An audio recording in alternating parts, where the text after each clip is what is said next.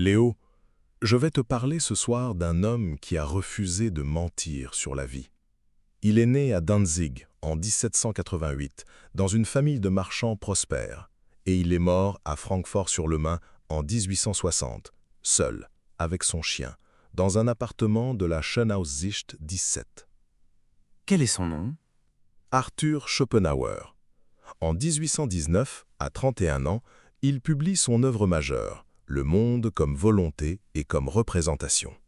Personne ne le lit. Il attend la reconnaissance pendant presque 40 ans. Elle arrive enfin en 1851 avec un livre plus court, plus mordant, Les Parerga et Paralipomena, et surtout avec un chapitre intitulé Aphorismes sur la sagesse dans la vie. Et c'est ce livre qui te fait revenir à lui? C'est ce livre, oui, parce que Schopenhauer y fait quelque chose que presque personne n'ose faire. Il regarde l'existence sans la décorer. Il ne promet pas le bonheur, il ne promet pas le sens. Il dit simplement « Voici ce que la vie est, et voici comment on la traverse sans s'effondrer. » Ce n'est pas une consolation alors? Non, c'est une lucidité, et la lucidité, parfois, console davantage que la consolation elle-même. Schopenhauer a vécu seul, méprisé par les universités, brouillé avec sa mère, en guerre avec Hegel. Mais dans sa solitude, il a écrit des phrases que 2 siècles n'ont pas usées. Par où veux-tu commencer? Par 9 leçons, 9 vérités sombres tirées de son œuvre, 9 manières de cesser de se mentir. Je te demande seulement d'écouter lentement. Aucune n'est faite pour te plaire, toutes sont faites pour durer. Je t'écoute. Commence. Première vérité, Léo. La vie est souffrance, et le bonheur n'est qu'une absence brève de douleur. C'est dur à entendre. Comment Schopenhauer en arrive-t-il là? Dans Le monde comme volonté et comme représentation, publié en 1819 à Leipzig chez Brockhaus, il pose une thèse qu'il ne quittera plus. Au fond de chaque être, il y a la volonté, un vouloir aveugle, sans but, qui se manifeste comme faim, désir, manque. Et ce manque, par définition, est douleur. Tant que tu désires, tu souffres de ne pas avoir. Et si tu obtiens, l'objet se vide aussitôt de son charme. Donc, obtenir ne console pas? Non. Il l'écrit explicitement au livre 4, paragraphe 57. Tout vouloir naît du besoin, donc de la privation, donc de la souffrance. La satisfaction met fin à un désir, mais pour 10 qui restent insatisfaits. Et quand, par miracle, tous se taisent en même temps, alors monte autre chose, plus terrible encore, l'ennui. Schopenhauer dit que la vie oscille comme un pendule entre la douleur et l'ennui, et que ces 2 extrêmes sont les véritables matériaux dont elle est faite. L'ennui aussi serait une forme de douleur? Une douleur sourde, oui.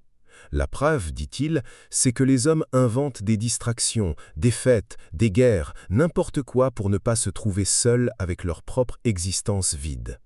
Dans les Parerga et Paralipomena de 1851, recueil qu'il publie à 63 ans à Francfort, il revient sans cesse là-dessus. L'homme heureux est celui qui, à la fin d'une journée, peut dire qu'il n'a pas trop souffert. Voilà la mesure honnête du bonheur. Pas l'extase, pas la plénitude, simplement ne pas avoir trop saigné aujourd'hui. C'est une définition presque négative. Exactement. Et c'est là sa rupture avec Leibniz, avec Hegel, avec toute la tradition qui chantait l'harmonie du monde. Pour Schopenhauer, le plaisir est négatif, la douleur seule est positive. Tu ne sens pas ta santé, tu sens ta dent qui te fait mal. Tu ne sens pas la paix, tu sens l'angoisse. Le bien-être est l'absence momentanée d'un mal, rien de plus. Quiconque a tenu contre lui un être aimé qui s'éteint, sait qu'il a raison. Pourquoi alors continuons-nous à croire que le bonheur est un état plein, atteignable? Parce que la volonté nous trompe, Léo. Elle a besoin que nous désirions encore, que nous mettions au monde, que nous travaillions, que nous espérions. L'illusion du bonheur futur est le carburant de l'espèce. Schopenhauer appelle cela, dans le supplément au livre 4, le voile de Maya, emprunté aux Upanishads qu'il lisait de la traduction latine d'Anquetil du Perron. Tu vis dans le voile, et la première lucidité, c'est de voir le voile comme voile. Et que faire une fois qu'on l'a vu? Nous y reviendrons. Pour ce soir, je te demande seulement ceci. Si tu reconnais ce pendule entre douleur et ennui dans ta propre vie, écris pendule en commentaire. Si tu crois encore au bonheur plein, écris plein. Je lirai chacun. Deuxième vérité, Léo. La volonté de vivre est aveugle et nous sommes ses esclaves. Que veux-tu dire par volonté aveugle? Schopenhauer publie en 1819 à Dresde son œuvre maîtresse, Die Welt als Wille und Vorstellung, le monde comme volonté et représentation. Il y soutient une thèse vertigineuse. Derrière toutes les apparences, derrière les corps, les pierres, les bêtes et les hommes, il n'y a qu'une seule force, une poussée sourde, sans but, sans repos. Il l'appelle der Wille, la volonté. Une force sans but? Pas même la conservation de l'espèce? Même cela, Léo, n'est qu'un masque. Dans le second volume, au chapitre 28, intitulé « Caractéristiques des Willens zum Leben », il l'écrit clairement. La volonté ne veut rien de précis. Elle veut vouloir. Elle se dévore elle-même à travers les vivants. Le loup mange l'agneau, l'homme exploite l'homme, et la volonté, à travers eux, ne fait que se manifester. Schopenhauer prend l'exemple de la fourmi bulldog d'Australie. Coupées en deux, la tête et la queue se livrent un combat féroce, jusqu'à ce que les fourmis voisines les dévorent toutes deux. Voilà, dit-il, l'image exacte de la volonté. Mais nous, les hommes, nous choisissons, nous délibérons. C'est l'illusion la plus tenace. Schopenhauer, dans son essai de 1839, Über die Freiheit des menschlichen Willens, couronné par la Société royale de Norvège à Trondheim, démontre le contraire. Tu peux faire ce que tu veux, dit-il, mais tu ne peux pas vouloir ce que tu veux. Le désir surgit en toi, tu ne l'as pas commandé, il vient du fond obscur de ton corps, de tes reins, de ton sang. L'intellect arrive à trait, comme un valet qui justifie le caprice du maître. Alors, la raison ne nous gouverne pas? La raison est une lampe que la volonté tient dans sa main. Elle éclaire le chemin que la volonté avait déjà choisi. Schopenhauer compare l'homme à un aveugle robuste portant sur ses épaules un voyant paralytique. L'aveugle, c'est la volonté, le paralytique, c'est l'intellect. Qui marche? L'aveugle.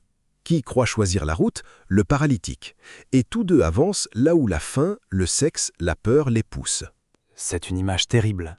Elle est exacte? Regarde l'amour, Léo. Tu crois aimer une femme pour son esprit, pour sa douceur. Schopenhauer, dans le chapitre 44 du second volume, Métaphysique der Geschlechtsliebe, te détrompe sans pitié. Ce qui agite en toi, c'est le génie de l'espèce. La volonté veut un enfant déterminé et elle te pousse vers la femme dont la complexion compense la tienne. Quand l'enfant est conçu, l'illusion s'évanouit. Tu te réveilles à côté d'une étrangère. Combien de mariages, dit-il, ne sont que la gueule de bois de la volonté? Et il n'y a aucune issue? Il y en a une, mais nous y viendrons plus tard. Pour l'instant, retiens ceci. Tu n'es pas le capitaine de ton navire. Tu es le navire lui-même et la volonté est le vent. Comprendre cela, c'est cesser de se croire libre et commencer, peut-être, à devenir lucide. Troisième vérité, Léo. Le plaisir est négatif. Seule la douleur est positive. Comment cela, négatif? Le plaisir me semble bien réel quand je le ressens. Schopenhauer le démontre dans Le monde comme volonté et représentation, livre 4e, paragraphe 58, publié en 1819 à Leipzig chez Brockhaus. Il écrit ceci. Toute satisfaction, tout ce qu'on appelle communément bonheur, est, dans son essence et toujours, quelque chose de négatif et jamais de positif. Ce n'est pas une joie qui nous arrive, mais une douleur qui cesse. Donc ce que j'appelle plaisir n'est qu'une suspension momentanée du manque? Exactement. Tu as faim, tu manges. Ce n'est pas le pain qui te donne du bonheur, c'est la faim qui s'éteint. Tu as froid, tu trouves un feu. Ce n'est pas la chaleur qui te ravit, c'est le froid qui te lâche. Schopenhauer remarque que nous ne sentons jamais notre santé, jamais l'absence de douleur. Nous ne sentons que la rage de dents, la migraine, la fièvre. La douleur s'impose, le plaisir s'évapore. C'est troublant. Pourquoi cette asymétrie? Parce que la douleur correspond à un obstacle réel opposé à la volonté, tandis que la satisfaction n'est que la levée provisoire de cet obstacle. La volonté, étant infinie, ne peut être comblée. Elle ne peut être que momentanément non contrariée. Schopenhauer ajoute dans les Parerga et Paralipomena de 1851, chapitre 12, sur les souffrances du monde, « Nous comptons nos jours heureux comme on compte les jours sans pluie, en oubliant que la pluie est la règle. » Et l'ennui dans tout cela? L'ennui est le grand frère oublié de la douleur. Quand le besoin se tait un instant, l'ennui prend sa place.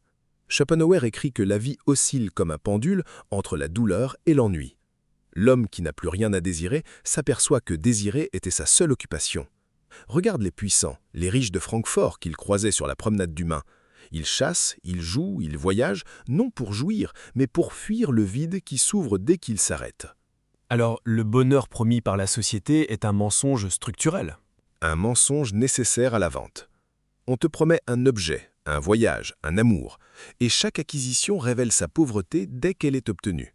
Schopenhauer cite Voltaire dans une note. Il n'y a de plaisir réel que ceux qui précèdent la jouissance. Le désir est plus riche que sa satisfaction. C'est pourquoi l'attente d'une fête vaut mieux que la fête elle-même. Que faire de cette vérité alors? Faut-il cesser de chercher le plaisir? Non, Léo. Il faut cesser d'en attendre du bonheur. Schopenhauer propose un déplacement. Ne plus poursuivre les joies, mais minimiser les douleurs. C'est le principe qu'il appelle dans les aphorismes pour une sagesse dans la vie de 1851, l'édémonologie négative. Le sage ne demande pas comment être heureux, il demande comment être moins malheureux. Et déjà, par ce simple renversement, il cesse d'être dupe. Quatrième vérité, Léo, l'ennui est le visage que prend la vie quand la souffrance se tait un instant. L'ennui, cela paraît presque trivial après ce que tu viens de dire. C'est précisément là le piège. Schopenhauer, dans le premier tome du Monde comme volonté et représentation, paru à Leipzig en 1819, écrit une phrase que je voudrais te graver dans la mémoire. « La vie de l'homme oscille, comme un pendule, entre la douleur et l'ennui. Ce sont, dit-il, ces deux composants ultimes. » Donc, il n'y a pas de troisième terme, pas de zone neutre. Aucune. Tant que le désir te tourmente, tu souffres, et dès que le désir est satisfait, le vide s'ouvre. Ce vide, c'est l'ennui. Schopenhauer le décrit comme une sensation d'inanité de l'existence elle-même. Quand tu n'as plus rien à poursuivre, tu découvres soudain que ta propre vie ne pèse rien. Tu te retrouves seul avec toi, et cette compagnie est insupportable. C'est pour cela que les gens fuient le silence? Exactement. Dans les Parerga et Paralipomena, publiés à Berlin en 1851, au chapitre sur la sagesse de la vie, il observe que les hommes ordinaires se précipitent vers les bals, les jeux, les conversations vides, les fêtes, non pas par amour de la joie, mais par horreur d'eux-mêmes. Ils ne supportent pas une heure de solitude sans distraction. L'ennui, dit-il, est si terrible que les hommes ont inventé toutes les formes de sociabilité pour s'en protéger. Et les riches, alors? Ceux qui ont tout? Ils sont les plus exposés. Schopenhauer note avec une ironie froide que la pauvreté apporte la souffrance, mais la richesse apporte l'ennui. Le pauvre court après le pain, le riche, ayant le pain, court après n'importe quoi pour ne pas penser. Regarde les cours, les aristocraties oisives du XIXe siècle qu'il observait, chasse, intrigue, jeux d'argent, duels. Tout cela n'était qu'une fuite organisée devant le pendule qui revenait, inexorable, vers le vide. Donc, même obtenir ce qu'on désire est une défaite déguisée en victoire. Schopenhauer écrit que chaque désir satisfait laisse aussitôt place à un autre, ou, s'il n'en surgit aucun, à l'ennui, qui est pire encore. C'est pourquoi il compare l'existence humaine à une marchandise dont le prix dépasse toujours la valeur. Tu paies en souffrance ce que tu obtiendras, et ce que tu obtiens se transforme en cendre dès que tu le possèdes. C'est vertigineux. Comment vivre avec cela? On ne vit pas avec, Léo. On vit dedans. La seule différence entre l'homme lucide et l'homme distrait, c'est que le premier voit le pendule. Il sait pourquoi il s'agite, pourquoi il scrolle, pourquoi il remplit ses heures. Cette conscience ne supprime pas l'oscillation, mais elle te délivre de l'illusion de la fuir. Schopenhauer ne te promet pas le repos, il te promet de ne plus être dupe. Et c'est déjà beaucoup. C'est presque tout. Cinquième vérité, Léo. L'amour n'est pas ce que tu crois. C'est une ruse de l'espèce pour fabriquer la génération suivante. Tu veux dire que l'amour est un mensonge? Pas un mensonge, une illusion nécessaire. Schopenhauer consacre à cela tout un chapitre du second volume du Monde comme volonté et représentation, publié en 1844, intitulé « Métaphysique de l'amour sexuel ». C'est, selon lui, le chapitre le plus important qu'il ait écrit sur la vie pratique. Et que dit-il exactement? Il dit ceci, et il faut l'entendre lentement. Ce que les amants prennent pour le sentiment le plus personnel, le plus intime, le plus sacré de leur existence, n'est en vérité que la volonté de l'espèce qui se sert d'eux. L'individu croit chercher son bonheur, il ne fait que servir la perpétuation aveugle du vouloir vivre. Mais alors, l'attirance, le désir, la passion? Tout cela, dit Schopenhauer, est calculé par une sagesse sourde qui ne connaît ni l'amant ni l'aimé.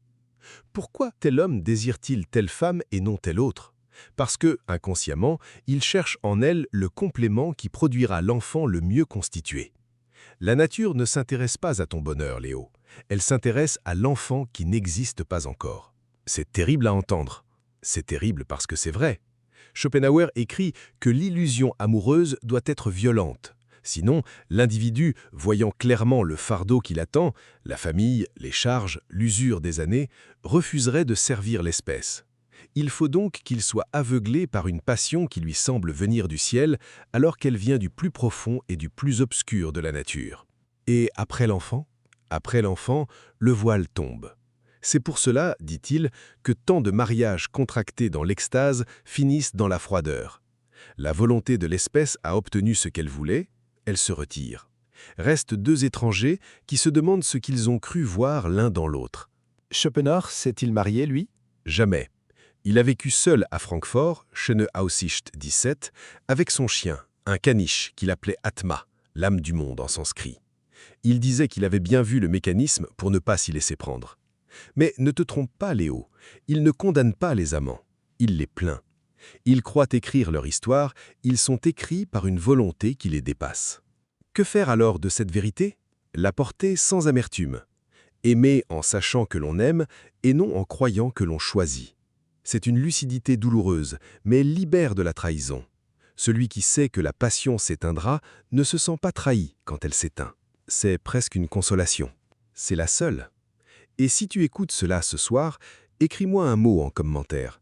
Écris « voile » si tu reconnais avoir été aveuglé par une passion, ou écris « lucide » si tu avines, une fois au moins, le mécanisme à l'œuvre. C'est ce que nous faisons ici à Mindabgrund. Nous regardons ce que les autres détournent les yeux pour ne pas voir. 6e vérité, Léo. La solitude est le prix de toute pensée profonde, et la société un commerce de médiocrité. C'est dur à entendre. Pourquoi cette sévérité envers les autres? Ce n'est pas de la sévérité, c'est une observation. Schopenhauer, dans les aphorismes pour une sagesse dans la vie, publié en 1851 dans les Parerga und Paralipomena, consacre tout un chapitre à cette question. Il l'intitule simplement « Von dem was einer ist », de ce que l'on est. Et il y écrit cette phrase que je veux que tu retiennes. « Un homme ne peut être pleinement lui-même que lorsqu'il est seul.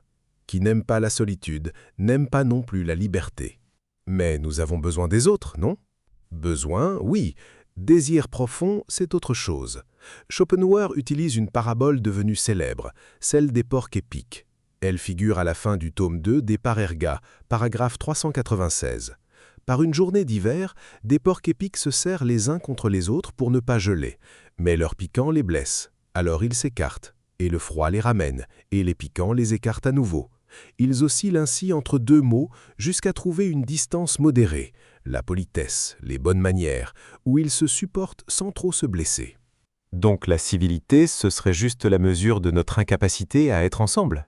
Exactement. Ce que nous appelons sociabilité est une fuite. Schopenhauer le dit sans détour. Les hommes sont sociables dans la mesure où ils sont pauvres en esprit. Celui qui porte en lui une richesse intérieure n'a presque rien à attendre des autres. Il les fréquente par devoir, non par faim. Il vivait lui-même ainsi, à Francfort, Schöne Aussicht 17, dans 2 pièces simples, avec son caniche qu'il appelait Atma, l'âme du monde en sanskrit. Il dînait seul à l'hôtel d'Angleterre, il parlait peu, et il écrivait. N'est-ce pas une vie triste? Triste pour qui ne sait pas habiter sa propre tête. Schopenhauer cite Voltaire avec approbation. On n'est heureux qu'avec soi-même. Et il ajoute dans le même chapitre des aphorismes, la solitude offre à l'homme spirituel un double avantage, d'abord d'être avec lui-même, ensuite de n'être pas avec les autres. Le second avantage, dit-il, n'est pas le moindre, quand on songe à toutes les contraintes, ennuis et même dangers que la fréquentation du monde entraîne. Sofa. Alors, fuir les hommes serait sagesse. Fuir, pas tant cela. Choisir. Apprendre à supporter sa propre compagnie. La plupart des gens cherchent les autres parce qu'ils ne se supportent pas eux-mêmes. Ils ont peur du silence, parce que dans le silence remonte tout ce qu'ils ont passé leur vie à étouffer. La société est une anesthésie collective. Les bavardages, les dîners, les divertissements, tout cela sert à ne pas entendre la question que la solitude finit toujours par poser. Quelle question? Que fais-tu de ta vie, toi, qui es là, derrière ce visage que tu montres aux autres? Schopenhauer pensait qu'on ne pouvait répondre à cette question qu'en s'éloignant du bruit. La solitude n'est pas une punition, Léo. C'est la condition de la lucidité. 7e vérité, Léo. La célébrité véritable arrive toujours trop tard, et la gloire contemporaine est presque toujours une imposture. Pourquoi dis-tu cela? Parce que Schopenhauer l'a vécu dans sa chair. Souviens-toi, il publie Le monde comme volonté et comme représentation en 1819 chez Brockhaus à Leipzig. L'éditeur lui écrit quelques années plus tard que la quasi-totalité du tirage a été vendue au poids, comme papier de rebut. Personne ne le lit. Pendant ce temps, à l'université de Berlin, Hegel remplit les amphithéâtres, et Schopenhauer, qui avait osé placer ses cours à la même heure que ceux de Hegel, parle à des bancs vides. Il abandonne l'enseignement.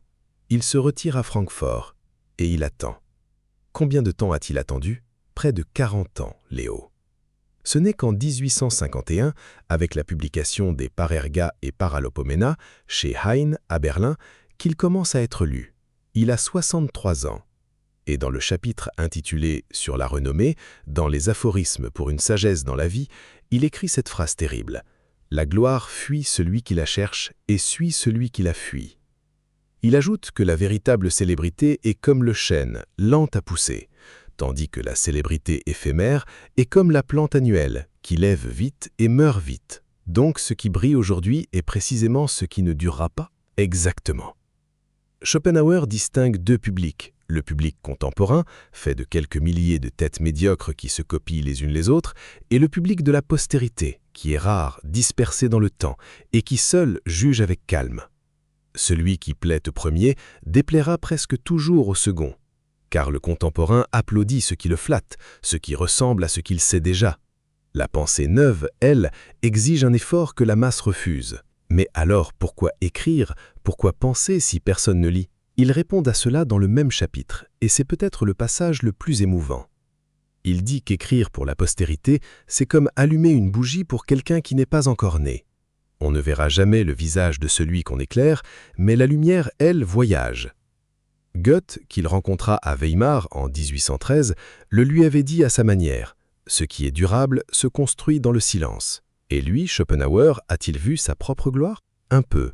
À la fin de sa vie, dans son appartement de la Schöne Aussicht Zipsen à Francfort, des admirateurs venaient de toute l'Europe. Il les recevait avec ironie. Il disait que la comédie de la reconnaissance arrivait quand le rideau était presque tombé. Point. La leçon, Léo, est dure. Si tu cherches l'approbation de ton temps, tu trahiras presque toujours ce que tu as de meilleur.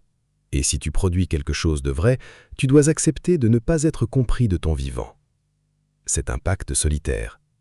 C'est le seul pacte honnête. 8e vérité, Léo. La compassion est le seul fondement véritable de la morale, et presque personne ne la possède. La compassion? Cela me surprend venant de lui. Je l'imaginais plus froid. C'est la grande méprise sur Schopenhauer. On le croit cynique, dur, méprisant. Et pourtant, en 1840, il publie un traité qui s'intitule « Über die Grundsteine der Moral » sur le fondement de la morale, un texte qu'il avait soumis à la Société royale danoise des sciences à Copenhague.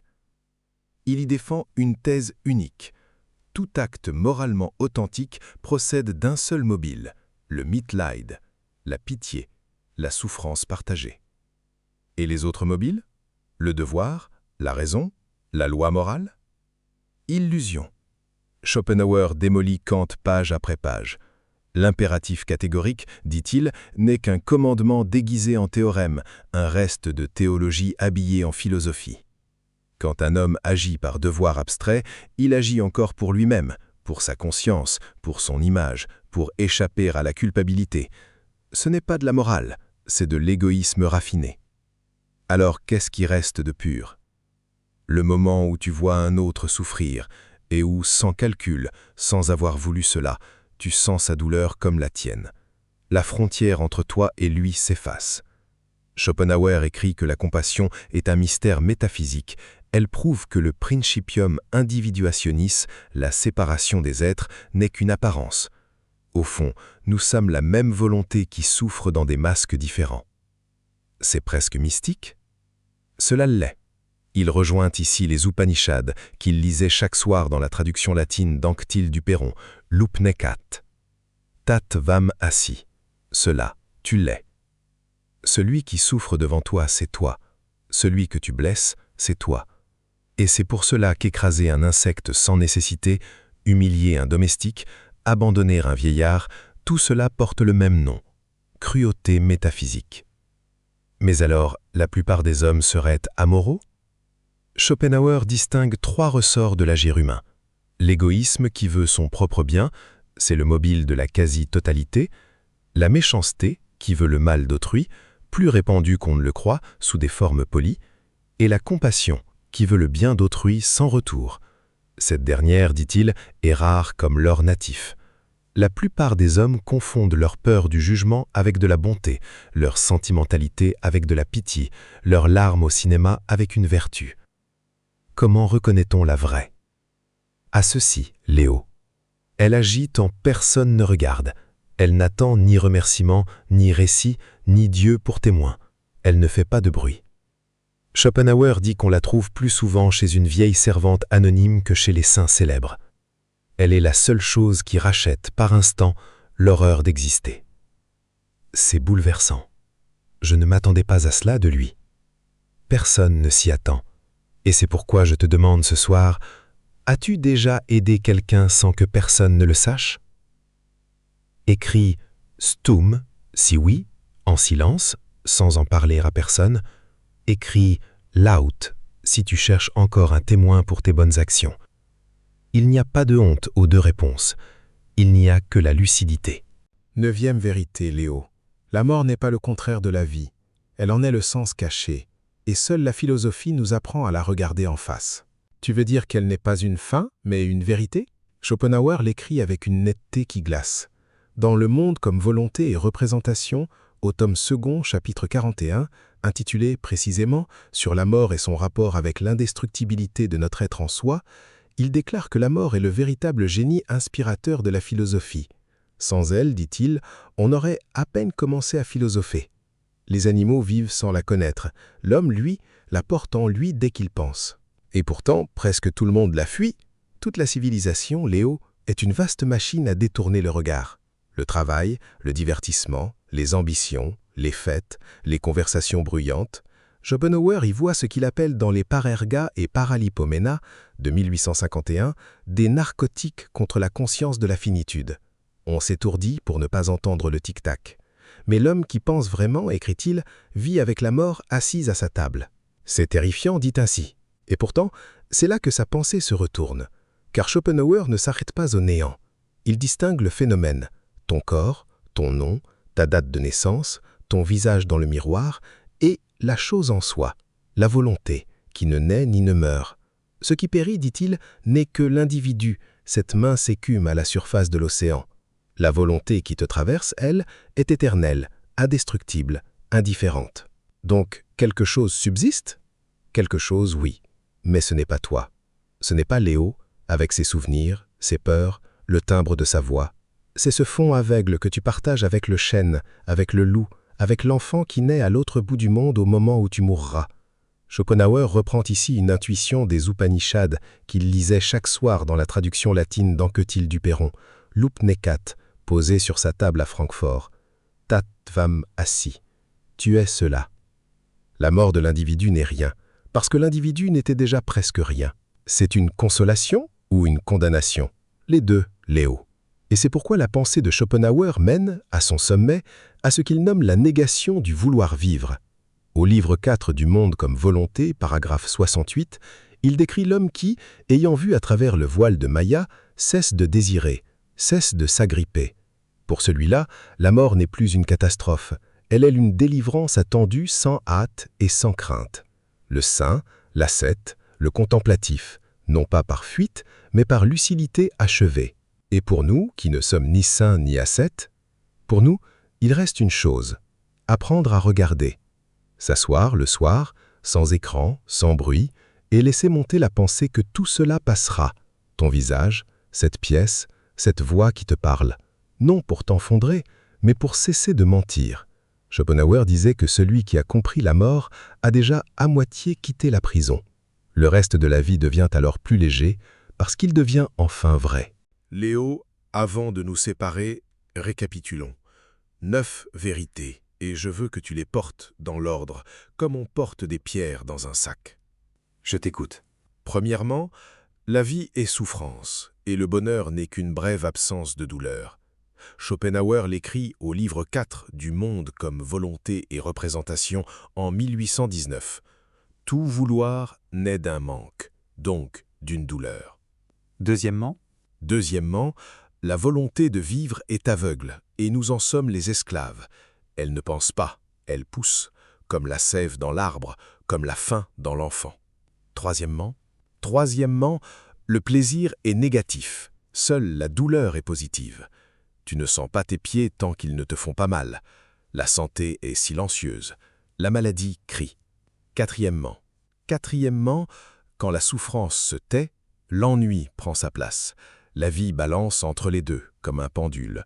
C'est l'image exacte qu'il emploie dans les Parergas en 1851. Cinquièmement, l'amour n'est pas ce que tu crois. C'est la ruse de l'espèce pour fabriquer la génération suivante. Le génie de l'espèce parle par ta bouche quand tu jures fidélité. Sixièmement, la solitude est le prix de toute pensée profonde. Plus un homme a en lui, moins il a besoin des autres. La société est un commerce de médiocrité qui se chauffe mutuellement. Septièmement, la compassion, Mitleid, est le seul fondement véritable de la morale. Non les commandements, non la raison kantienne, la capacité de souffrir avec l'autre. Et presque personne ne la possède. et la neuvième? Neuvièmement, la mort n'est pas le contraire de la vie.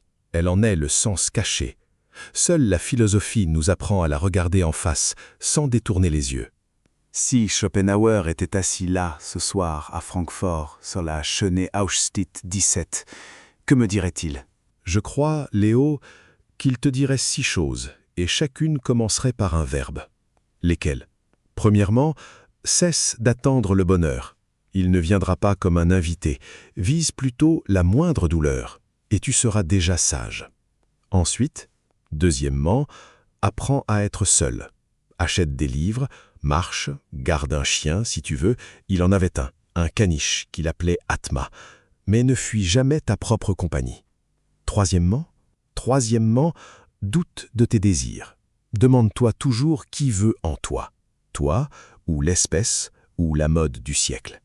Quatrièmement, cultive la compassion, même envers les bêtes. C'est le seul acte qui te sortira un instant du cachot de ton moi.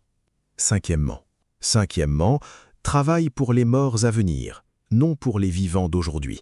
Si ton œuvre vaut quelque chose, elle attendra. Et la dernière? Sixièmement, regarde la mort tous les jours, sans peur et sans hâte. Celui qui a fait la paix avec elle a déjà gagné la moitié de sa vie. Et nous, Léo, que faisons-nous de tout cela? Nous ne célébrons pas la vie, et nous ne la condamnons pas. Nous la traversons les yeux ouverts. C'est tout. C'est déjà beaucoup. Et maintenant, je ne parle plus à Léo. Je te parle à toi, qui as écouté jusqu'ici. Je veux te confier une tâche pour cette nuit, une seule. Avant de fermer les yeux, pose-toi cette question, et ne triche pas. Qu'est-ce que je veux vraiment, et qui veut en moi? Si la réponse te trouble, c'est que Schopenhauer a déjà commencé son travail. Ensuite, descends dans les commentaires et écris-moi laquelle des 9 vérités t'a touché le plus profond. Pas la plus intéressante, la plus inconfortable, celle que tu voudrais oublier dès demain matin. C'est celle-là qui te concerne. Si cette voix t'accompagne, abonne-toi à Mind Abgrund. Ici, on ne console personne, on regarde. La prochaine fois, nous descendrons chez Sioran, à Paris, rue de l'Odéon, pour parler de l'inconvénient d'être né. Et moi, dans tout cela? Toi, Léo, tu rentres chez toi. Tu portes 9 pierres dans ton sac, et c'est beaucoup pour un seul homme. Marche lentement. Merci, pour la vérité et pour la patience. La vérité ne demande pas de remerciements. Elle demande seulement qu'on cesse de lui mentir. Bonne nuit, Léo. Bonne nuit à toi qui écoutes.